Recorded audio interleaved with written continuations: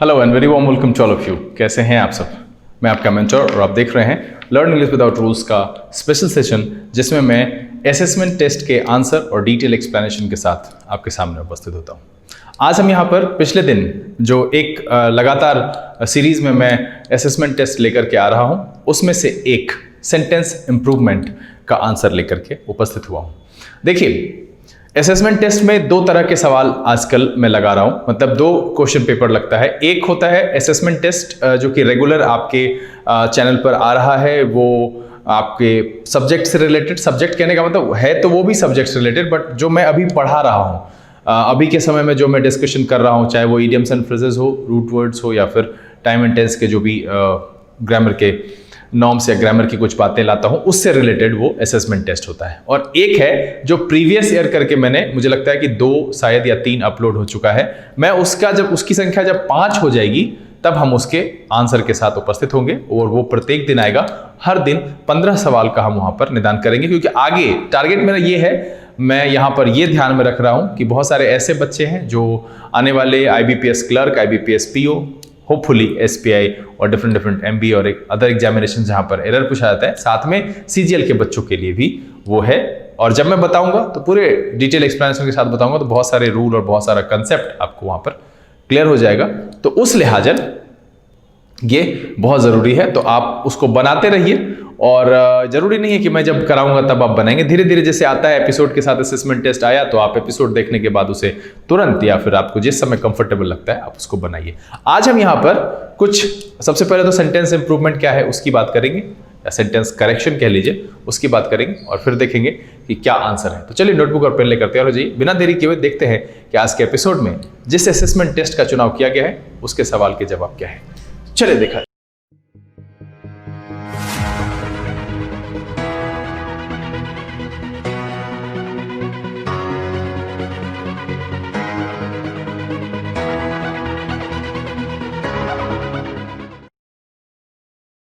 आइए अब हम यहाँ पर आज के सेशन की शुरुआत करते हैं। और सेशन की शुरुआत में सबसे पहले हम आपको थोड़ा सा जो है यहाँ पर आपके एक मंतव्य की, आपके मन में ये होगा कि ये किस तरह का सवाल है। बहुत सारे ऐसे बच्चे होंगे जिन्होंने शायद इस तरह के सवाल को पहली बार ही देखा होगा, या फिर उनको बहुत डर लगता होगा, कठिनाई होती होगी। तो देखिए, समझिए, सबसे पहले इसको जो लिखा जाता है वो लिखा जाता है सेंटेंस करेक्शन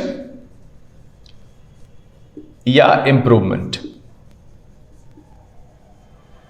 अब देखिए कि इसमें ग्रामर के वही सारे नॉर्म्स लगाए जाते हैं जो लगाना है, ग्रामर के वही सारे नॉर्म्स लगते हैं, इसमें कोई भी कहीं पर भी बदलाव नहीं होगा, वो फैक्ट्स एंड कंसेप्ट कभी बदलेगा नहीं। अब इस सवाल का क्या होता है कि एक हिस्सा आपका अंडरलाइन किया हुआ या बोल्ड मार्क किया हुआ होता है, सेंटेंस का एक हिस्सा, और नीचे 5 ऑप्शन होता है A B C D, और E में होता है नो करेक्शन रिक्वायर्ड या नो इंप्रूवमेंट रिक्वायर्ड।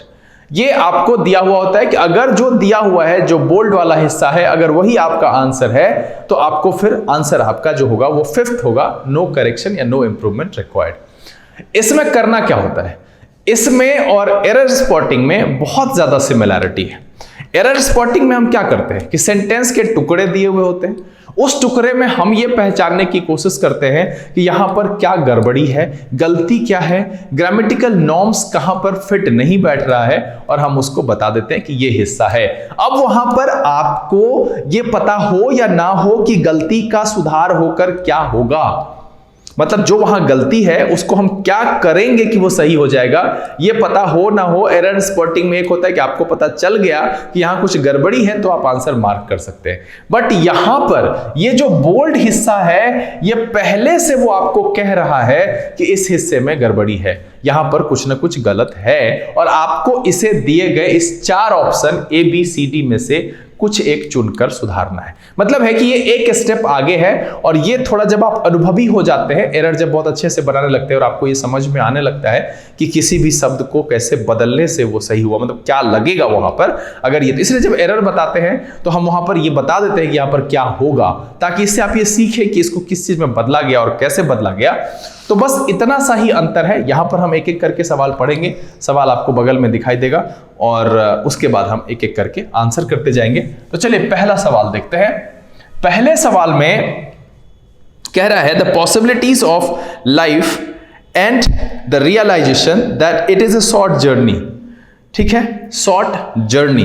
अब वहां पर देखिए कि क्या कह रहा है कि शॉर्ट जर्नी, इस शॉर्ट जर्नी के बाद लिखा हुआ है मेक मी वॉन्ट्स टू सी।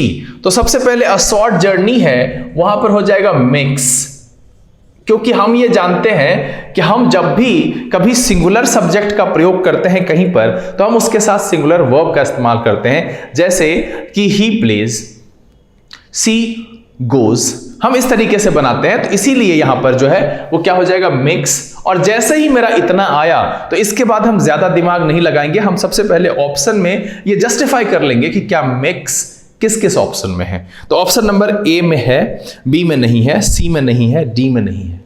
तो ये पक्का तय है कि यहां पर इंप्रूवमेंट होगा, और जो इंप्रूवमेंट होगा वो मेरा आंसर नंबर ए में है, इसीलिए इसका जो आंसर है वो सीधे सीधे जो है वो ए हो जाएगा, और इसीलिए जो पहले का आंसर हो गया वो हो गया ए। चलिए दूसरा सवाल देखते, कहता है the department had ensured that your document are safe from hackers. अब देखिए दूसरे नंबर सवाल में क्या कह रहा है, आर सेफ। सबसे पहले तो यहां सेफ में आर लगाया, दैट मीन्स प्रेजेंट है। अब अगर हम इसके आसपास की भी बात करें, आसपास की भी बात करें तो हम क्या कर सकते हैं, तो इसके आसपास को सीक्वेंस को अगर हम पुराना जो है कुछ बात करें तो परफेक्ट की बात कर सकते हैं, प्रेजेंट परफेक्ट की बात कर सकते हैं। पास्ट का यहां पर जो हैड इंश्योर्ड है ये तो होना ही बेकार है, ये होना ही बेकार है, हैड हो ही नहीं सकता है। तो सबसे पहले क्या होगा, हैज। अब इसमें हम हैज क्यों लिख रहे हैं, क्योंकि डिपार्टमेंट मेरा क्या है, सिंगुलर है, तो हम हैड को प्रेजेंट करेंगे, क्योंकि मेरा अगला हिस्सा जो है आर सेफ वो ये बता रहा है कि कहानी वर्तमान की कही जा रही है, अभी के समय की बात है। तो अब has insured, A number option में है हैव इंश्योर्ड, नहीं होगा। सी नंबर ऑप्शन में है हैज बीन इंश्योर्ड, नहीं होगा। डी नंबर में है हैज बीन इंश्योर्ड, नहीं होगा। और बी नंबर में है हैज इंश्योर्ड, इसीलिए दूसरे का जो आंसर हो जाएगा वो हो जाएगा बी। देखिए बड़ी आसानी से आप यहां पर क्या करेंगे कि आप सबसे पहले तो आंसर चुनेंगे ही चुनेंगे, साथ में एलिमिनेशन भी करते जाएंगे, एलिमिनेट भी करते जाएंगे कि भाई कौन कौन सा ऑप्शन मेरा आ रहा है, कौन कौन सा ऑप्शन नहीं आ रहा है। तो इससे क्या होगा कि आपको कम दिमाग लगाना पड़ेगा, कम मेहनत और कम समय में आप इसे कर पाएंगे। चलिए तीसरा सवाल देखते हैं, कह रहा है Reliance industries, India's largest private sector companies in terms of revenue had emerged as the largest investor in private equity funds in the country। अब देखिए had, अब जब कह रहा है Reliance industries India's largest private sector companies in terms of revenue, had क्यों लगेगा, जब वो है अभी वो साबित हुआ है, और वैसे भी हम ले भी जाएंगे तो एक पास्ट सुपर पास्ट की तरफ नहीं ले जा सकते उसको, हम उसको B2 में रखना चाहे तो रख सकते हैं। बट यहां पर क्या है, कह रहा है in have emerged as the largest investor in private equity in countries. तो यहां पर जो है ये हैड हट करके आपका हैज इमर्ज्ड एक ए नंबर ऑप्शन में दिख रहा है। बी नंबर में हैज बीन इमर्ज्ड नहीं होगा, वो पैसिव का टर्म है, करवाया नहीं गया है, वो खुद से हुआ है। सी नंबर में हैव है, नहीं होगा। डी नंबर में हैड है, नहीं होगा। बड़ी आसानी से एलिमिनेट हो जा रहा है यहां पर। तो जो इसका आंसर हो गया वो हो गया पहला हैज इमर्ज्ड। तो तीसरा का जो आंसर हो गया वो हो गया ए। चलिए चौथा नंबर देखते हैं। चौथे में कह रहा है Greece government appear to be caving into demands from its creditors on Wednesday, offering concessions in a desperate attempt to get more aid hours after its bailout program expired। अब देखिए यहां पर सीधा सीधा है ऑफरिंग कंसेशंस। अब देखिए कि ऑफरिंग जो लिखा हुआ है इसके बगल में एसआरएम नहीं लिखा हुआ है ना, ऑफरिंग कंसेशंस। तो इसके बाद एक नाउन लिखा गया है ना, यहां देखिए।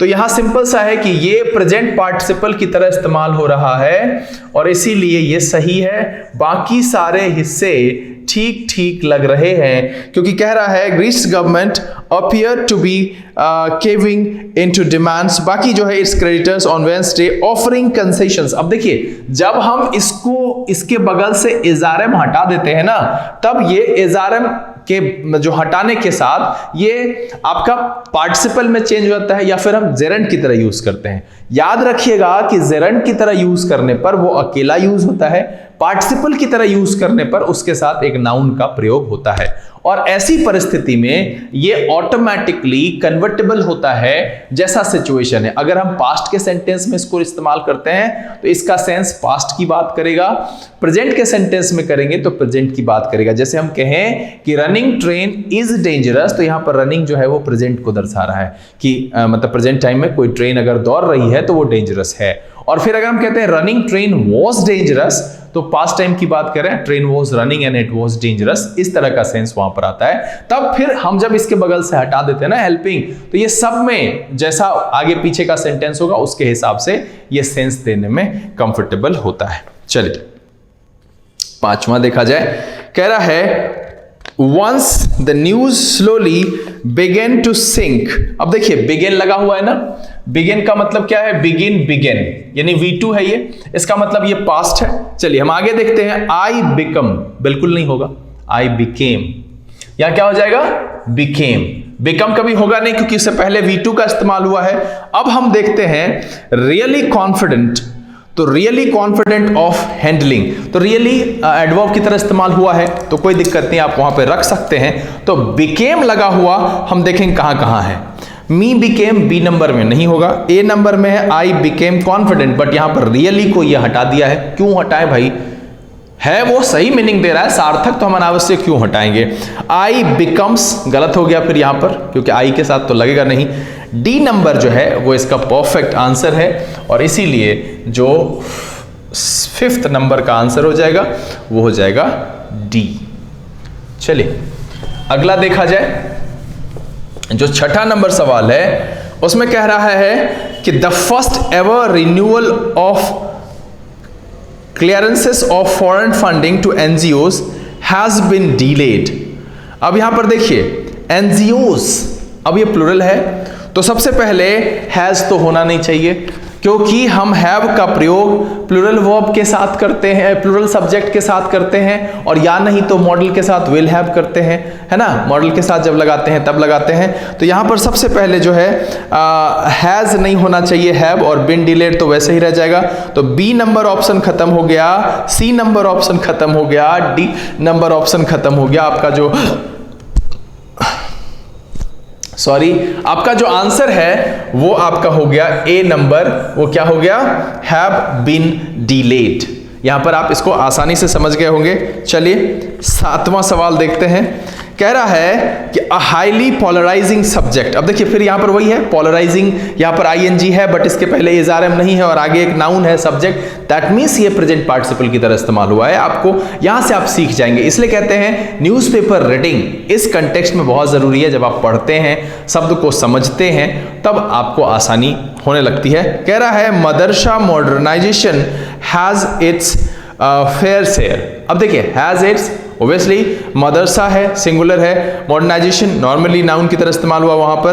तो कह रहा है ऑफ क्रिटिक्स एंड सपोर्टर्स, तो सपोर्टर्स यहाँ पर है। A highly polarising subject madrasa modernisation has its fair share of critics and supporters. तो ये इसमें इंप्रूवमेंट की जरूरत बिल्कुल नहीं है, और ये ठीक है। अगला सवाल देखा जाए, इसलिए इसका आंसर हो जाएगा 7वें का ई नंबर, नो करेक्शन रिक्वायर्ड। चलिए 8वां कह रहा है the Indian states policy interventions in Muslim education irrespective of the party in power have long focus. अब देखिए किस चीज के लिए कह रहा है कि Indian states policy interventions in Muslim education irrespective of the party in power have long focused in Madrasa reform. अब यहां पर आगे देखते हैं हम ऑप्शन में क्या क्या है। पहला है have long focused, तो long focused in Madrasa reform में तो रहेगा ही long focus है, यहां पर long focus है। तो यहां जो कह रहा है, देखिए यहां सबसे पहले जब हम आसानी से इसको समझें तो यहाँ क्या कह रहा है, हैव लॉन्ग फोकस। तो हैव के साथ हम क्या लगाते हैं, हैज। हैव के साथ हम हमेशा हैज लगाएं, हैव लगाएं या हैड लगाएं, इसके साथ हम V3 का प्रयोग करते हैं। तो सबसे पहले तो यहाँ जो फोकस है वो गड़बड़ हो गया, तो मेरा A नंबर में फोकस्ड है, ठीक है। और लेकिन इसमें A नंबर में देखिए कि रिफॉर्म्स में से S हटा दिया है। यहाँ कोई ज़रूरी नहीं है, वहाँ पर आप S रहने ही देंगे क्योंकि उसको कुछ लेना देना नहीं है उससे। मदरसा रिफॉर्म्स बिल्कुल वो हो सकता है, तो इसलिए A नंबर का आंसर तो यहाँ से एलिमिनेट हो गया।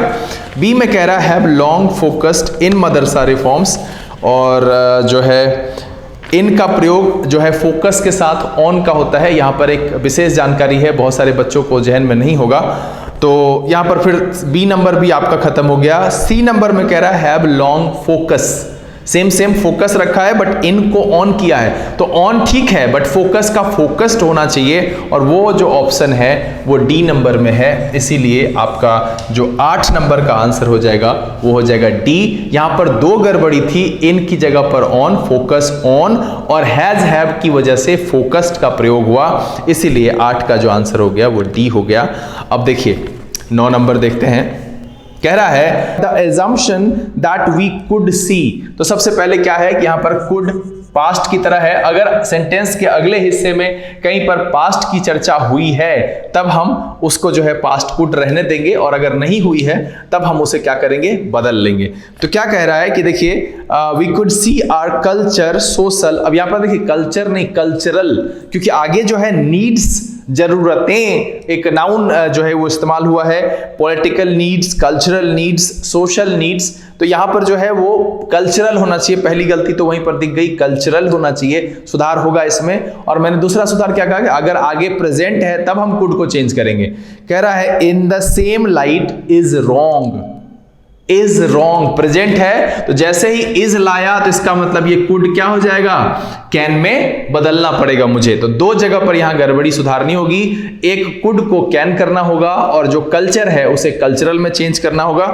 तो अब हम ऑप्शन मिलाते हैं, कह रहा है that we can see our cultural, तो सही है, ए नंबर ये मैच कर रहा है। लेकिन हम बी को भी देख लेते हैं, इसमें कुड का प्रयोग हुआ है, नहीं होगा। सी नंबर में वुड का प्रयोग, हम क्यों बदलेंगे उसको, नहीं होगा।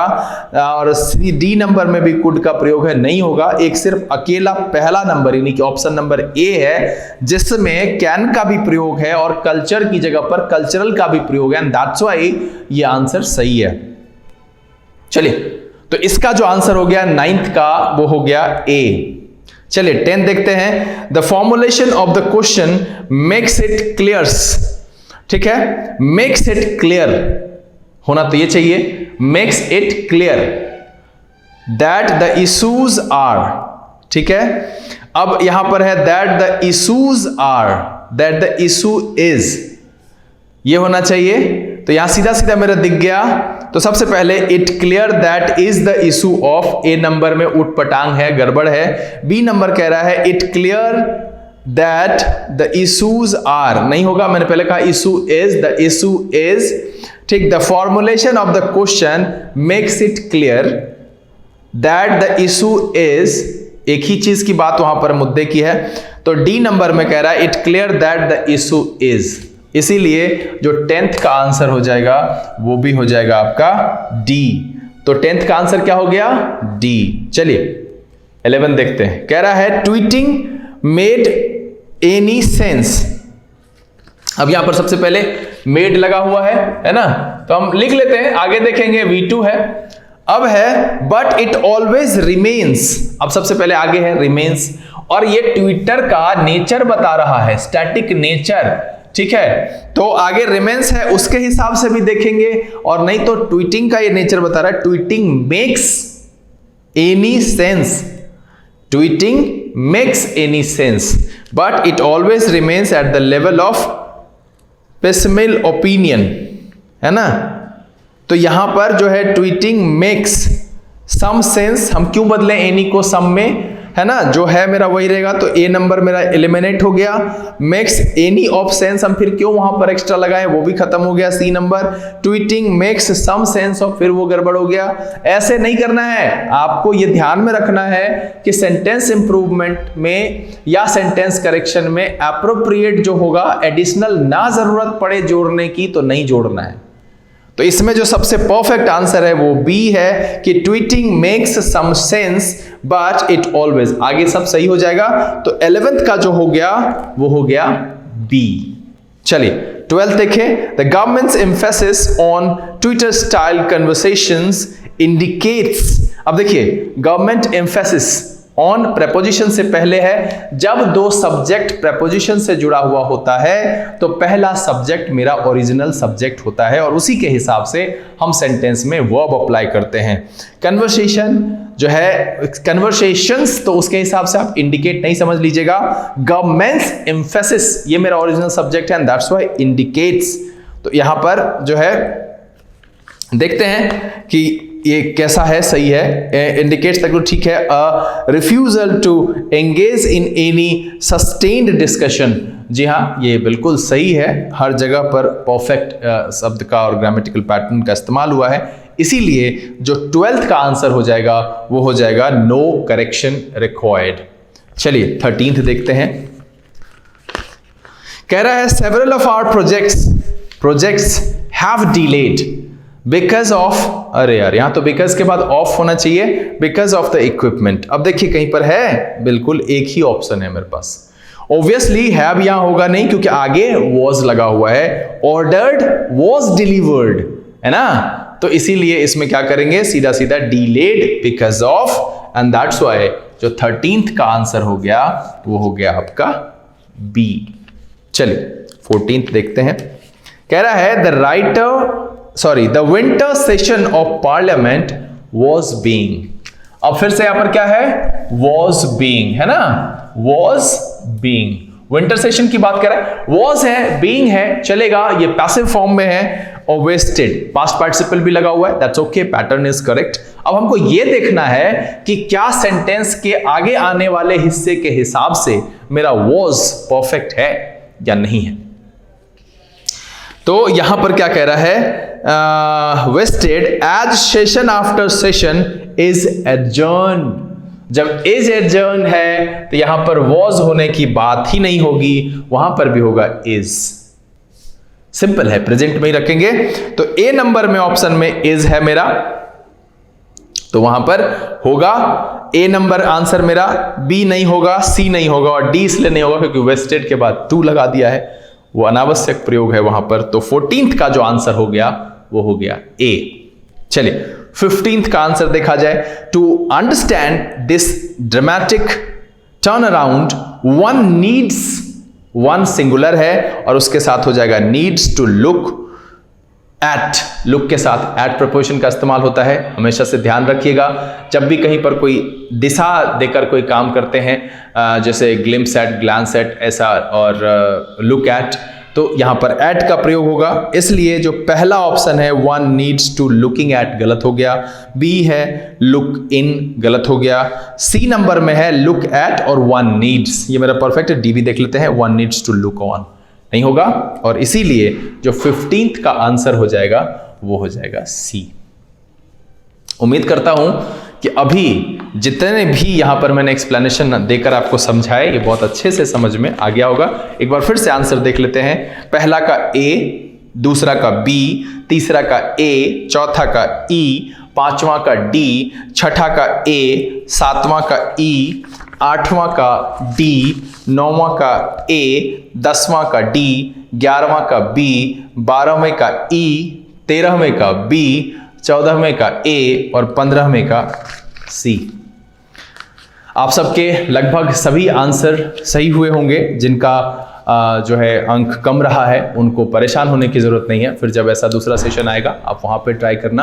आप देखो यहाँ पर कोई भी ज़्यादा ऐसी दिक्कत नहीं आई। हमने अगले हिस्से को या सेंटेंस के पहले आने वाले हिस्से को देख करके जो बोल्ड वाला हिस्सा था उसके लिए डिसीजन लिया। सेंटेंस को पढ़ कर देखा कि सारे नॉर्म्स और ग्रामेटिकल जितने भी टर्म्स है वो फिट बैठ रहे हैं, अप्रोप्रिएट जो है वहाँ पर यूज़ हुआ है या नहीं हुआ है। जहाँ पर हुआ है तो उसके लिए आंसर हो गया नो करेक्शन रिक्वायर्ड या नो इम्प्रूवमेंट रिक्वायर्ड। बाकी हमने सब्जेक्ट को देखते हुए जो टाइम एंड टेंस के रूल थे या फिर जो हम सिंगुलर के साथ सिंगुलर वर्ब का इस्तेमाल करते हैं, सिंगुलर सब्जेक्ट के साथ प्लूरल सब्जेक्ट के प्लूरल वर्ब का इस्तेमाल करते हैं, यही सब कॉमन रूल यहाँ पर अप्लाई करना पड़ा। तो आप सबको ये बखूबी अच्छे से समझ में आ गया होगा। अगर ये वीडियो आपको अच्छा लगा आप इसे लाइक कर दें। अगर आपने चैनल सब्सक्राइब नहीं किया है प्लीज़ सब्सक्राइब कर लीजिए। जो लोग पहले से जुड़े हुए हैं वैसे ज़्यादा से ज़्यादा सोशल नेटवर्किंग साइट पर शेयर करें। पढ़ें, पढ़ाएं, खुश रहें, मस्त रहें। अगले दिन इसी सीरीज में आए हुए अगले असेसमेंट टेस्ट के आंसर के साथ उपस्थित होते हैं। घर में रहें, स्वस्थ रहें, अपना और अपने परिवारजनों का ख्याल रखें। तब तक के लिए लर्न इंग्लिश विदाउट रूल्स के सेशन से this is BK Singh signing off. Keep reading, keep practising. Thank you, God bless you.